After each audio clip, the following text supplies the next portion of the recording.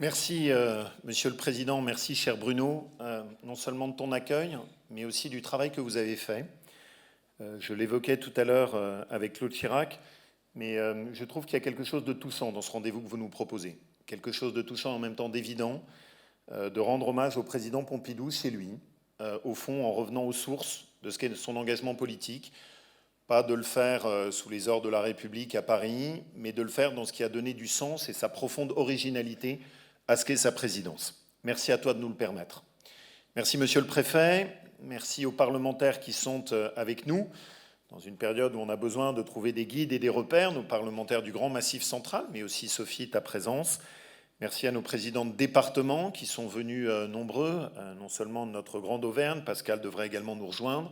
Je veux également remercier Hervé et Jean de leur présence, Hervé aussi évidemment avec son titre, au titre de son implication pour la Fondation de Gaulle, bien sûr.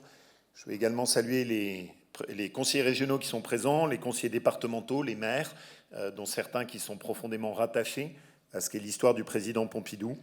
Merci également à Olivier de sa présence et de son intervention, lui qui est très attentif au message industriel et économique du président Pompidou. Merci Michel également de ta présence et de ta prochaine intervention. Cher Alain, mesdames et messieurs, chers amis. Vous me permettrez d'avoir un petit mot également pour quelqu'un qui nous manque, Alain Pompidou. Tous ceux qui étaient là lorsque nous avions donné le nom de Georges Pompidou à l'hémicycle de notre conseil régional à Lyon, gardent un souvenir très ému de la gentillesse et de la délicatesse d'Alain, qui est un homme exquis et qui défend avec beaucoup de pudeur, mais beaucoup d'opiniâtreté, cette mémoire du président Pompidou. Il me revient donc, au début des propos qui vont nous guider pendant quasiment 2 jours, d'apporter une vision modeste, simple, qui est tout à la fois celle d'un Auvergnat et la réflexion d'un politique sur ce que peut être aujourd'hui le sens du message du président Pompidou quand on tente de l'observer à l'aune de la période que nous traversons. Il faut avoir la lucidité de reconnaître, et c'est d'ailleurs sans doute une des grandes injustices, que la France de Georges Pompidou laisse un souvenir lointain. Et ça n'est pas tout à fait anodin. Le souvenir d'une France heureuse, prospère, sûre d'elle-même, qui semblait à l'époque prête à affronter les bouleversements du monde, des images qui sont associées aussi confusément, plus ou moins lucidement, à des réalisations exemplaires, que ce soit le programme nucléaire civil, qui l'eût été bon de ne pas oublier, la modernisation de notre agriculture, l'aventure d'Airbus, le Concorde, la Citroën DS, le Centre Pompidou, autant de lieux au fond symboliques, d'incarnation de réussite, qui sont rattachés intuitivement à la réussite du président Pompidou. Mais si j'évoque cette idée de, au fond, cette espèce de sentiment quand on évoque cette période d'une France presque sépia, qui nous semble tellement lointaine tant elle semble aujourd'hui en contraste avec les difficultés qu'éprouve notre pays, c'est parce que j'y vois aussi un danger. Le danger, c'est d'aborder cette période et, au fond, l'héritage du président Pompidou comme une nostalgie. La nostalgie d'une France heureuse qui aurait été perdue. C'est, je pense, la pire des postures quand on aborde la période du président Pompidou. Parce que, et Bruno l'a très bien souligné, la réalité, c'est que ce n'est pas avec nostalgie qu'il faut se tourner vers cette époque, mais pour aller y puiser une source d'inspiration et un chemin. Un chemin dont je suis profondément convaincu qu'il n'a pas perdu loin s'en faut, son sens, et aussi la manière dont il peut permettre à notre pays de renouer avec cette prospérité que le président avait su lui léguer. Et il y a effectivement quelques leçons qui sont nettes, limpides, qui se détachent de tout ce parcours. Le premier, c'est d'abord l'homme de l'enracinement. Le président Pompidou est le premier fils du Cantal. C'est celui qui a le mieux incarné ce qui était cette méritocratie républicaine, dont Yves Bonnefoy parle également. Lui, natif de Montboudif, qui disait qu'il aimait son pays natal comme on aime sa mère, et que cela ne se raisonne pas. Lui qui était fils d'instituteur, petit-fils d'agriculteur, et qui était, au fond, inscrit dans son parcours ce qui faisait la force de notre éducation nationale, c'est-à-dire sa capacité à offrir une méritocratie à ceux qui faisaient le choix, quelle que soit la modestie de leurs origines, de l'effort, de le travail et de l'engagement. Il a gardé tout au long de sa vie, pour cette Auvergne natale, un attachement irréductible, avec des formules qui sont profondément touchantes pour tous ceux qui ont cette attache pour le Massif central. Les enfants d'Auvergne qui l'ont quitté se souviennent toujours de leur terre maternelle.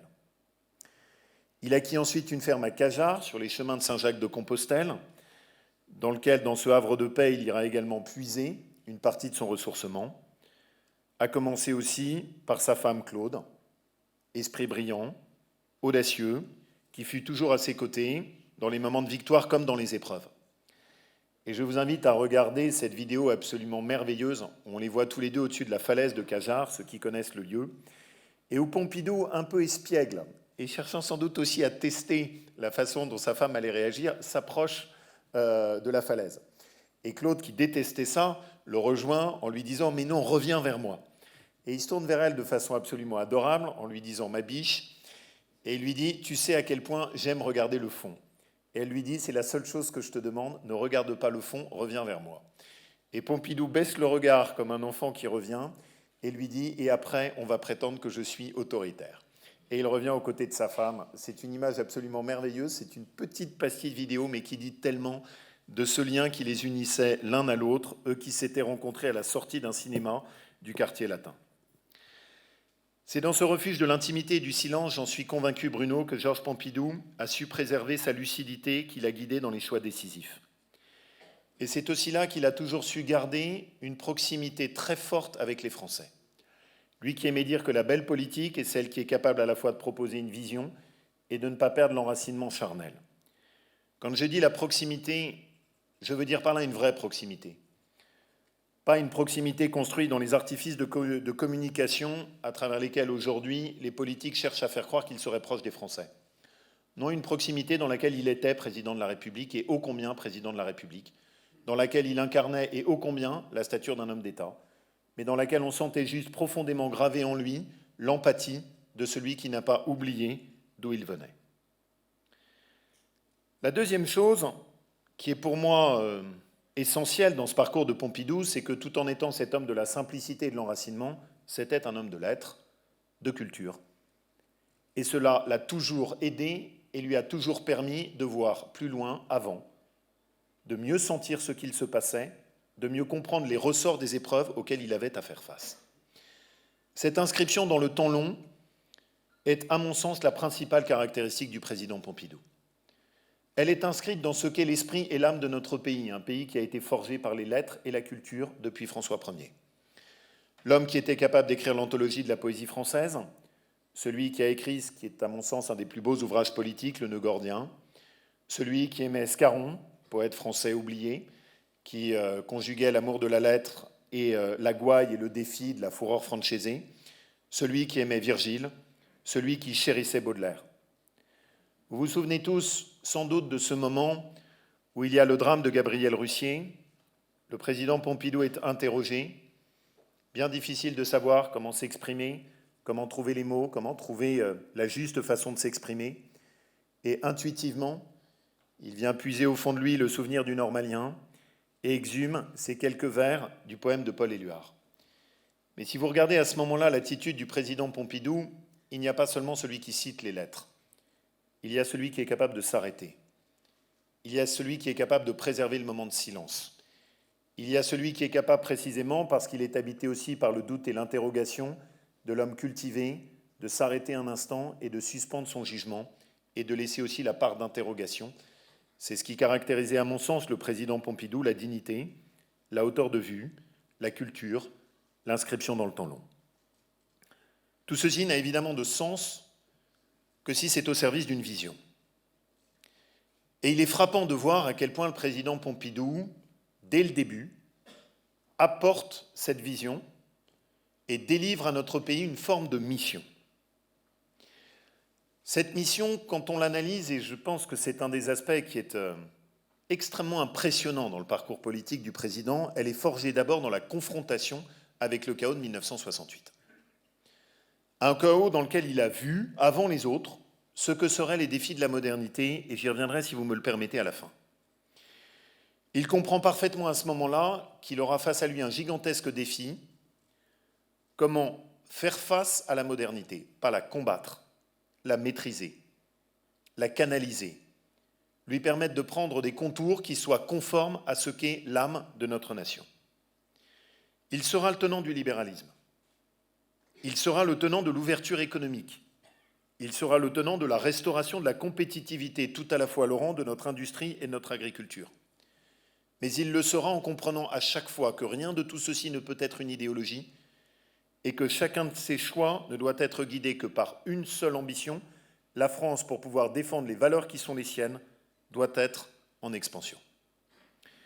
Et cela l'amène à ce constat que nous ne ferions bien de ne pas oublier, il n'y a pas de grande civilisation qui ne repose sur une économie dynamique.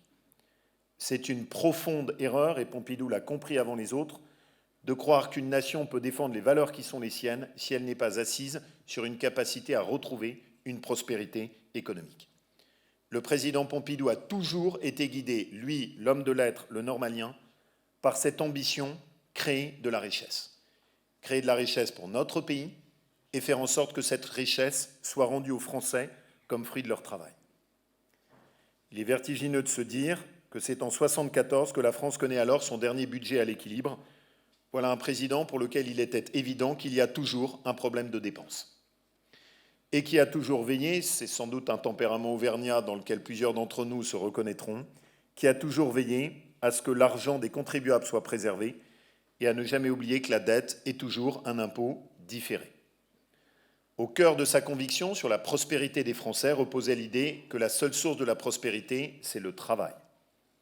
Leçon d'ailleurs revisitée en ce moment par le président du groupe Michelin, Florent Menegaux, qui suggère une très belle réflexion sur un scandale profond auquel font face un certain nombre de nos démocraties, la situation de travailleurs pauvres, situation que le président Pompidou avait diagnostiquée bien avant les autres. Raymond Aron l'a parfaitement résumé, le projet de Pompidou, de Georges Pompidou, était de doter notre pays d'une grande industrie. Il n'a jamais dévié de cela. Alain Peyrefitte le résume parfaitement quand il dit « Nous avions avec Pompidou un objectif qui dominait tous les autres, faire de la France une grande nation industrielle. » Et les résultats sont impressionnants. Pour nous qui parfois doutons de notre capacité à nous réveiller, cette période est une période d'extraordinaire optimisme. La France sort dans une situation extrêmement fragilisée de la période de mai 68. Nous avons l'impression que les 30 Glorieuses sont un continuum absolu, ça ne l'est pas. La France est très fragilisée à cette époque. Le président Pompidou la redresse avec une politique systématique consistant à favoriser l'innovation, favoriser la création d'emplois, favoriser l'implantation et le développement de la France sur les domaines industriels qui font la compétitivité de cette époque. Nous créons alors 100 000 emplois supplémentaires chaque année. La France est la nation qui connaît le taux de croissance de son emploi industriel le plus élevé, à tel point que l'on explique alors que la France sera le Japon de l'Europe et qu'elle est l'économie la plus puissante de l'Europe. Cette prédiction, malheureusement ensuite démentie avec le début des années 80, et qu'avait également défendu le président Giscard, la France retrouvera son état de grande puissance d'Europe occidentale comme au XVIIIe siècle. Voilà ce qu'était l'ambition de Pompidou. Et ce qui est fascinant dans cette période, ça n'est pas seulement cette ambition industrielle, c'est qu'il y a une vision. C'est que le président donne au pays un dessein. C'est que tout le monde peut s'y reconnaître. Tout le monde comprend le sens et le chemin qui est dessiné. Et n'oublions pas de ce point de vue ce qui est évidemment la marque que lui avait transmis le président de Gaulle, dont Hervé parlera. Georges Pompidou a toujours eu pour horizon de réconcilier la France. Je l'espère au moins, Hervé. Cette ambition était laquelle? Lutter contre les fractures territoriales. Il l'avait écrit dans une très belle interview que je vous invite à revisiter de l'Auvergnat de Paris en 1967, dans lequel il comprend que le défi de la mondialisation risque d'être d'ouvrir des failles entre des territoires qui sont les territoires chéris de la modernité et ceux qui seront les territoires abandonnés. Ici, dans le Cantal, Bruno, il y a veillé avec passion. Lui qui a doté ce département de la RN 122, lui qui s'est attaché à développer la station de ski du Lioran, lui qui s'attachera ensuite à faire la délégation à l'aménagement du territoire, lui qui lance les premiers programmes du TGV, lui qui veille à inscrire une énergie abondante et bon marché. Et dans cette ambition, il sera toujours suivi et par le président Giscard et par le président Chirac, qui n'oublieront jamais cette leçon, eux qui étaient eux-mêmes pétris par le même territoire. Il y a enfin, quand on évoque cette vision, l'environnement et la nature. De ce point de vue, il y a quand même un risque.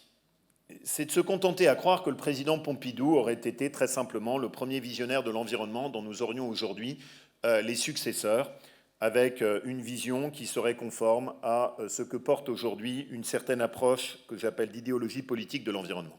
Loin s'en faut. Là aussi, le président Pompidou propose un chemin d'une incroyable modernité. Ce qu'il appelle, lors de son discours que vous connaissez tous à Chicago, une morale de l'environnement. Mais qui dit-il ? Il y dit que l'environnement n'est pas incompatible avec l'industrie. Il y dit que l'environnement repose d'abord sur une passion de l'enracinement. Il y comprend que l'enracinement ne peut pas être construit dans une haine de l'homme, mais au contraire dans un humanisme revisité. Il y comprend que la première façon de chérir l'environnement, c'est de chérir des paysages qui ont été fascinés par notre culture et par notre histoire, aussi bien ici que sur les plateaux de la Chaise-Dieu. Il croit au fond en une écologie de l'enracinement.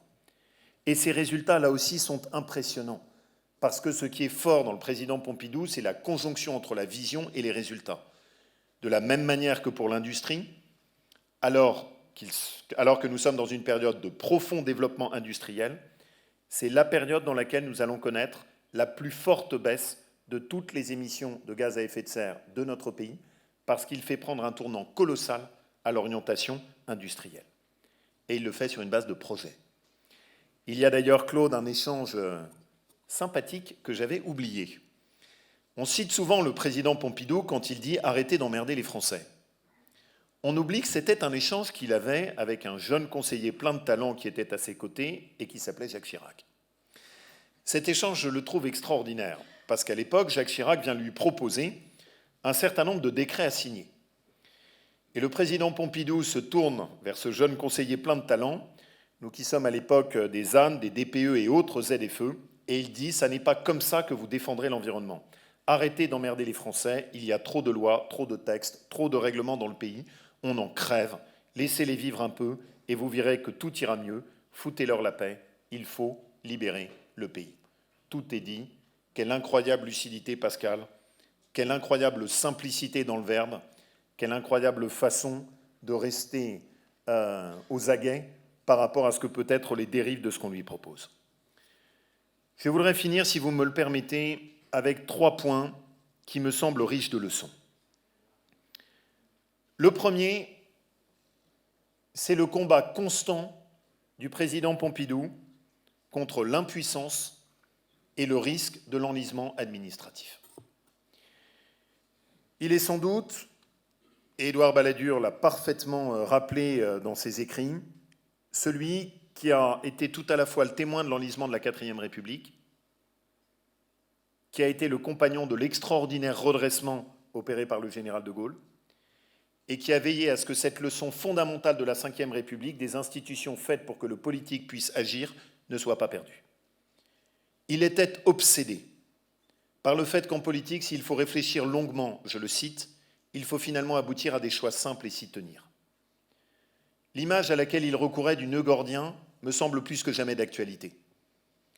Ce nœud gordien qui nouait le char symbolique qui était à l'entrée de l'Empire perse, face auquel Alexandre le Grand arrive, et là où tous ses prédécesseurs s'échinent en se demandant par où est-ce qu'il faut faire passer telle ou telle corde, Alexandre le Grand sort son glaive et tranche. Pompidou aimait cette image, lui pourtant qui était tout sauf un être de brutalité.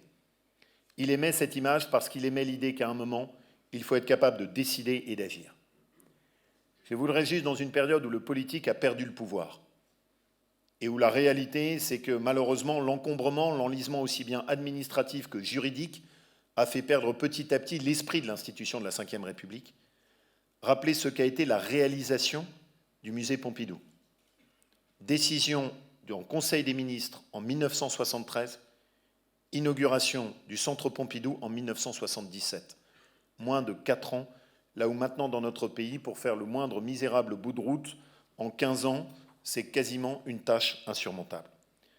Pompidou le résumait en disant que la période moderne aurait comme défi que l'administration dotée de moyens colossaux risquait d'user d'excès dans l'encadrement des individus, de les mettre, je le cite, en fiches perforées, de les désigner demain par un numéro. Reprenant Anatole France, il disait « Veillons à avoir un État et non pas des administrations ». La deuxième leçon que je trouve magnifique, c'est celle de la modernité. Et je voudrais juste m'y attarder un tout petit instant. Nous sommes dans cette époque de 1968 où tous les repères tanguent. Le président Pompidou comprend qu'il y a quelque chose qui a basculé. Il comprend que la France ne sera jamais la même. Ça n'est pas l'homme d'un conservatisme. Il était, Bruno, tu l'as rappelé, d'une incroyable modernité. Mais il comprend que le principal risque de cette passion de la modernité qui peut s'emparer des esprits, c'est de croire que la modernité se construit sur la déconstruction. Et il met en garde. Il met en garde en disant « oui, nous pouvons construire l'avenir, mais toujours sur des fondations ». Oui, parfois, il faut savoir déconstruire, mais pour ensuite rebâtir, et ne jamais s'attaquer au cœur des fondations. Il met en garde contre l'illusion de la table rase. Il dit que quand l'on déconstruit, ce doit être avec un luxe infini de précautions et en sachant ce qu'on veut bâtir et ce qui en vaut la peine. Au fond, d'une certaine manière, en poussant jusqu'au bout sa vision, il voit avant ce dans lequel notre époque actuelle est plongée, le risque de la déconstruction, le risque du wokisme, et il met en garde la France en lui disant « ne déconstruisez pas l'identité sur laquelle est bâti notre pays ». Et enfin, pour moi, et c'est la troisième leçon, c'est celle de la réconciliation. Notre époque moderne est faite de tensions. Elle est faite de gouffres qui se sont ouverts. Ce que d'ailleurs le président Chirac avait diagnostiqué quand il avait mis en garde contre les fractures sociales. Elle est faite du danger d'avoir une période dans laquelle certains territoires accumulent les richesses, les chances, les opportunités, et où d'autres, dans des zones plus rurales, parfois plus urbaines, parfois plus périurbaines, ont le sentiment petit à petit d'être abandonnés et de ne plus appartenir à la même République. Le danger, c'est que s'ouvre un gouffre entre des élites toujours plus mondialisées qui ont fait sécession avec l'enracinement dans un territoire, et de l'autre côté, une France populaire, de plus en plus en colère, et qui ne comprend plus là où on veut l'amener. Le président Pompidou, à mes yeux, fait partie de ces grandes figures qui étaient capables de faire la jonction entre les deux. Celui qui comprenait qu'il n'y a qu'une seule France. L'homme qui a toujours refusé d'être l'homme d'un clan, d'une classe, d'une idéologie. Celui qui était aussi à l'aise dans les salons parisiens que dans un bistrot du village de Montboudif. Pour Georges Pompidou, il y a une seule France, celle qui va de la rue d'Ulm au fin fond du Cantal, celle qui épouse la poésie des mots comme celle de nos paysages, celle qui est capable de célébrer nos auteurs classiques et les peintres contemporains du centre Beaubourg, celle qui a tout à la fois l'ambition d'Airbus et l'attachement viscéral à l'agriculture. Le président Pompidou, c'est l'homme de toute une nation. C'est celui qui est capable d'unir. C'est celui qui comprend que la France puise les ressorts de son sursaut aussi bien dans l'énergie de ses campagnes que dans le dynamisme de ses métropoles. Celle qui défend à la fois l'industrie et l'agriculture. Celle qui veut embarquer à la fois le jeune cantalien et le jeune parisien. L'image d'une France qui est projetée vers l'avenir et qui s'appuie en même temps sur la force de son passé et qui veille à n'être jamais une addition d'individus ou une juxtaposition de communautés. Y a-t-il message plus moderne? Rien de tout cela n'est une nostalgie. Chacun de ces mots, chacune de ces paroles, chacun de ces actes est au contraire profondément riche de leçons. La présidence de Georges Pompidou, ça n'est pas une nostalgie, mais c'est un chemin. C'est un chemin qui dessine ce que peut être un sursaut pompidolien capable de rebâtir notre pays. Et je voudrais finir avec cet échange extraordinaire qu'il a avec Jean Cau. Jean Cau le relate dans ses croquis de mémoire consacrés à Georges Pompidou. J'aime cette phrase finale parce qu'elle dit tant de ce qu'est l'esprit de Pompidou. Il avait écrit à l'époque, dans un de ses articles sur Pompidou, sur la voix de Pompidou, cette voix rocailleuse, parfois étincelante, parfois qui flirtait avec le silence. Il parle de cette voix pesante, grave, sceptique, et il raconte, là était son prodige, il savait être convaincant. Il était au fond comme un paysan qui vend sa vache avec le ton de la sincérité. Et l'article avait blessé le président. Il l'avait blessé à la fois par le ton un peu morgue, mais aussi par le sarcasme sur l'agriculteur. Lors d'une réception à l'Élysée, Jean Cau raconte que le président Pompidou le prend à part, l'attire dans un coin d'une fenêtre et lui dit « J'ai lu ce que vous avez écrit sur moi. Il y a des idées justes. » Et il le reprend sur une seule chose. « Mais je voudrais vous assurer d'une chose, je ne vendrai jamais la vache. J'adore cela. La vache chez Pompidou, c'est l'agriculture. La vache chez Pompidou, c'est l'enracinement. La vache chez Pompidou, c'est l'industrie. La vache chez Pompidou, c'est la culture. La vache chez Pompidou, c'est la fierté française. La vache chez Pompidou, c'est la politique qui refuse d'être tirée vers le bas par la médiocrité. Ne vendez jamais la vache. Merci à tous.